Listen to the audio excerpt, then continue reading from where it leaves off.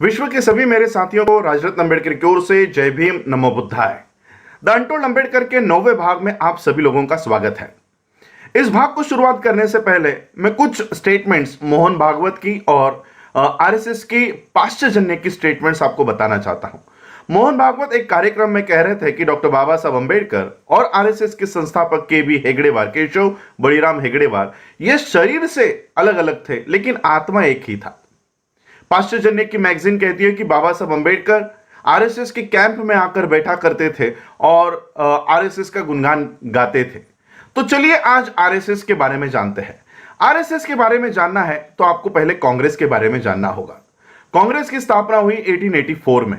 कांग्रेस की स्थापना की चैटर्जी, बैनर्जी, मुखर्जी, एनी बेसेंट, तिलक, आगरकर, सावरकर, इन सभी ब्राह्मणों ने मिलकर और एक अंग्रेज ने मिलकर इस कांग्रेस की स्थापना की। यह कांग्रेस उस समय सिर्फ ब्राह्मणों का संगठन हुआ करता था, इसलिए इसको बहुजनों का फेस देने के लिए सबसे पहले ज्योतिराव फुले इनको अप्रोच किया गया, इनके पास जाया गया और उनको विनती की गई कि आप हमारे इस कांग्रेस में आइए। ज्योतिराव फुले इन्होंने कहा कि आपका ये जो पक्ष है, आपका ये जो संगठन है, ये ब्राह्मणों का संगठन है और मैं इसमें नहीं आऊंगा। इसके बाद छत्रपति शाहू महाराज जी को कांग्रेस में लाने की बहुत तैयारी इन लोगों ने की। कांग्रेस के लोग छत्रपति शाहू महाराज जी को जाकर मिले। शाहू महाराज ने तो ये स्टेटमेंट दे दिया कि ये कैसी कांग्रेस है, ये कोई कांग्रेस नहीं है, ये तो ब्राह्मणों का दल है, मैं इसमें नहीं आऊंगा। तो यहां से ये जो संगठन था कांग्रेस का, ये सिर्फ ब्राह्मणों के हाथों में था। बाबा साहब अंबेडकर जी का राजनीतिक, सामाजिक, शैक्षणिक पटल पर, प्लेटफॉर्म पर उदय हो गया और बाबा साहब ने, जैसे मैंने कल के एपिसोड में कहा कि बाबा साहब अंबेडकर जी की वजह से भारत के सभी लोगों को वोट देने का अधिकार प्राप्त हो गया। अब जब वोट देने का अधिकार मिला तब कांग्रेस नहीं चाहती थी कि भारत के सभी लोगों को वोट देने का अधिकार हो। इसका ज्वलंत उदाहरण मैं तिलक का देना चाहता हूं। जब छत्रपति शाहू महाराज जी ने 50% आरक्षण जब लागू किया तब तिलक ने सवाल लेकर कहा कि तेली, तंबोली और कुनभटों को संसद में जाके क्या हल चलाना है? इनको क्यों चाहिए रिजर्वेशन? इनको क्यों संसद में भेजना है? इन लोगों का काम है खेतों में हल चलाना, लोगों के जूते पॉलिश करना, लोगों के बागों में काम करना। इन लोगों को संसद में नहीं भेजना है। और सबसे पहला विरोध किया था कांग्रेस के तिलक ने। बाबा साहब ने इस देश के सभी लोगों को वोट का अधिकार दे दिया। SC, ST, OBC, minority, Muslims और सभी लोगों को वोट का अधिकार मिल गया। 3.5% ब्राह्मण अब ये भारत के लोगों के ऊपर राज नहीं कर सकता था। भारत का ब्राह्मण इनके ऊपर राज नहीं कर पाएगा, इसलिए 1884 में बनी हुई ये जो कांग्रेस थी, इसमें से कुछ लोगों को 1920 के बाद बाहर निकाल दिया गया। 1920 में ही बाबा साहब अंबेडकर जी ने इस देश को वोट का अधिकार दे दिया था। 1919-1920 में वोट का अधिकार मिल गया और 1920 के ही बाद कांग्रेस में से कुछ लोगों को बाहर निकाल दिया गया और 1923 में यही लोग बाहर आ गए और इन्होंने आरएसएस से पहले एक जनसंघ बनाया और उसी का नाम आगे चलकर आरएसएस हो गया। हिंदू महासभा और आरएसएस, ये सभी विचारधारा के लोग एक हो गए और इन्होंने इस देश में हिंदुत्व की लहर, हिंदुत्व को बढ़ावा इन्होंने शुरू कर दिया। अब आरएसएस का कहना है कि बाबा साहब और आरएसएस एक ही विचारधारा के हैं। आरएसएस की विचारधारा है कि इस देश को हिंदू राष्ट्र बनाना। वहीं पर बाबा साहब 1935 में लाखों की सभा में कहते हैं कि मैं हिंदू धर्म में जन्म लिया, यह मेरे हाथ में नहीं था, लेकिन मैं हिंदू मरूंगा नहीं। अब आरएसएस के मोहन भागवत को जवाब देना होगा, जब बाबा साहब इस हिंदू धर्म को ही नष्ट करना चाहते थे, वो आरएसएस की हिंदुत्व का पुरस्कार कैसे कर सकते हैं? दूसरी बात, इस देश में जब आरएसएस की स्थापना हुई तब स्वातंत्र से यानी आजादी के काल से 5 बार आरएसएस इस देश में बैन थी।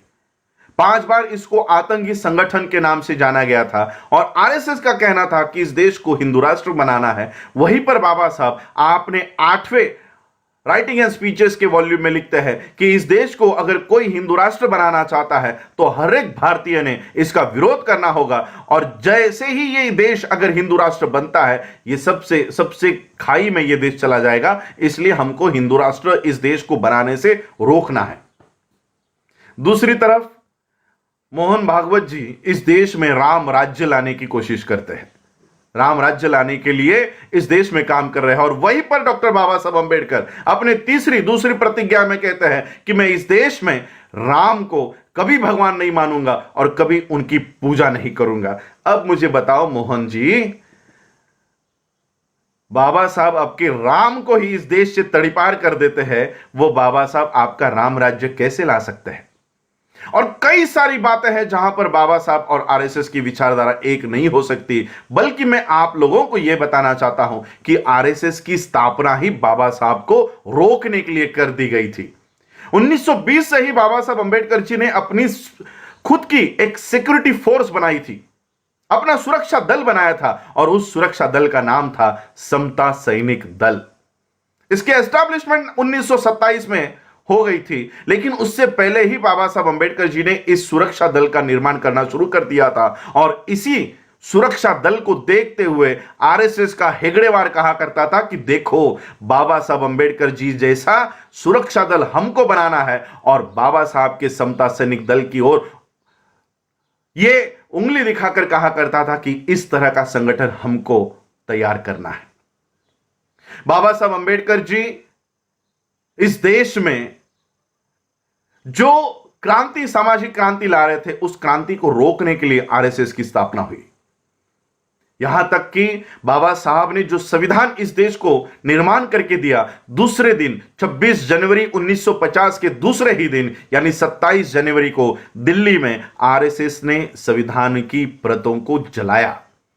यह आज 2 साल पहले नहीं हुआ, 2018 में यह घटना नहीं घटित हुई पहली बार, यह सबसे पहली बार घटित हुई 1950 में। दूसरे ही दिन आरएसएस ने भारत के संविधान को जलाया था।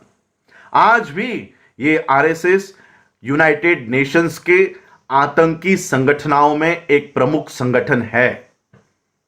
इसलिए मैं आप लोगों को कहना चाहूंगा, यह जो मीडिया इनका काम कर रहा है, बाबा साहब को आरएसएस के प्रो दिखाने का, आरएसएस के विचारधारा का दिखाने का काम करे, आज ही क्यों कर रहे हैं? मैं आपको इसकी वजह बताना चाहूंगा। इसकी वजह है इस देश का मुस्लिम। इस देश के मुस्लिमों के लिए आरएसएस काम कर रही है कि बाबा साहब को हिंदुत्व का एक मसीहा बताया जाए। जब इस देश में सीए, एनआरसी, एनपीआर लागू करने की कोशिश की जा रही थी, तब इस देश का मुस्लिम रास्तों के ऊपर उतरा, हाथ में अपने धार्मिक झंडा, फ्लैग्स को लेकर, झंडे को लेकर नहीं, तो इस देश के ध्वज को, राष्ट्रीय ध्वज को लेकर वो रास्तों के ऊपर उतरा, और हाथ में डॉक्टर बाबा साहब अंबेडकर जी की तस्वीर थी। जैसे ही ये तस्वीर हो सारे मीडिया के ऊपर, सारे पेपर्स के ऊपर गई, इस देश में आरएसएस को जलन होने लग गई कि जो मुस्लिम, ये मुस्लिम आज बाबा साहब के विचारों को फॉलो करने लग गया है, बाबा साहब के फोटो को लेकर चलने लग गया है। और उस दिन से आरएसएस ये कोशिश में लगी है कि मुसलमानों के हाथों से बाबा साहब अंबेडकर जी को हटाया जाए, छीन लिया जाए। दूसरे ही दिन सीए, एनआरसी के इस आंदोलन को जब चलाया जा रहा था, दूसरे ही दिन हिंदुस्तान टाइम में नंद कुमार नाम का आरएसएस का एजेंट को हिंदी में क्या कहते हैं आप लोग डिक्शनरी में ट्रांसलेशन में देख लो, यही नंद कुमार ये कह रहा था कि ये मुसलमान तो बाबा साहब की फोटो यूं ही लेकर घूम रहा है। दरअसल सीए का समर्थन तो बाबा साहब ही कर रहे थे, बाबा साहब के ही विचारों पे हम लोगों ने सीए लागू किया है। तो मैं आपको यह भी बता देता हूं, क्या सीएए सही में बाबा साहब अंबेडकर जी के विचार की कोई कानून है? अगर बाबा साहब अंबेडकर जी के विचारों का कानून सीएए होता तो बाबा साहब संविधान में आर्टिकल 14 में यह नहीं लिखते कि इस देश में न्याय देते समय किसी की जाति, किसी का धर्म नहीं देखा जाएगा। इस देश में धर्म निरपेक्षता होगी, किसी की जाति, किसी का धर्म देखकर इस देश में कानून नहीं बनाया जाएगा। और ये एक ही आर्टिकल इस देश में नहीं, पूरे विश्व में ये प्रचलित किया जा रहा है कि इस कानून के होते हुए, इस आर्टिकल के होते हुए सीएए ये भारत में लागू नहीं हो सकता। अब मुझे बताओ मोहन भागवत जी, आपके हिंदू राष्ट्र को इस देश में लागू करने की सबसे बड़ी समस्या है डॉक्टर बाबा साहब अंबेडकर। आज बाबा साहब अंबेडकर हमारे सामने जिंदा नहीं है, हमारे सामने जीवित नहीं है, लेकिन उनकी किताबों के माध्यम से बाबा साहब आज भी हमारे सामने हैं। दिक्कत यह है कि हम वो किताबों को नहीं पढ़ रहे हैं, वो आप पढ़ रहे हो, और इसलिए बाबा साहब की एक लाइन आगे लेकर आते हो और 4 लाइनें छुपा देते हो। और इसलिए मैं आप लोगों को, देश के लोगों को कहना चाहूंगा, इस देश में मोदी और अमित शाह को रोकने से कुछ नहीं होने वाला। इस देश में से अगर किसी को हटाना है तो वो आरएसएस को हटाना होगा। इसको हटाने के लिए आप सभी लोग पहल करें, यही मैं आज के इस एपिसोड में कहना चाहता हूं। आज आप लोगों ने मुझे सुना, उसके लिए आभार। जय भीम, जय भारत, जय बुद्ध।